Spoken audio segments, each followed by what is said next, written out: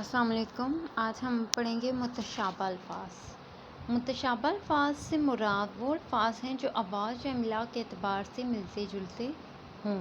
ایسے الفاظ کو ان کے استعمال یعنی جملے کے پس منظر میں سمجھا جاتا ہے۔ اردو زبان میں ایسے الفاظ کی خاص بات یہ ہے کہ ان کا تعلق دیگر زبانوں سے ہے۔ عام طور پر ان الفاظ کی املاء مختلف مگر آوازیں متشابہ ہوتی ہے۔ متشابہ الفاظ میں سب سے پہلا ہے عرض۔ عرض یعنی زمین۔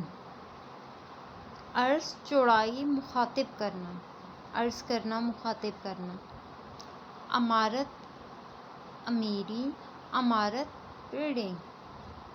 ارب ملک کا نام، ارب تعداد۔ علم پرچم جھنڈا، علم غم۔ صدا آواز، صدا ہمیشہ۔ صریر قلم کی آواز، صریر تخت۔ حکومت، کثرت زیادتی، کثرت ورزش۔ نظر دیکھنے کی صلاحیت، نظر تحفہ۔ نفس خواہش، نفس سانس۔ عام پھل کا نام، عام معمولی بات۔ اثر تاثیر، اثر زمانہ۔ عار شرم جھجک، عار چمڑا کاٹنے کا اوزار۔ آرا بڑی، آری، آرا آرائی کی جمع۔ حامی حمایت کرنے والا، حامی اقرار۔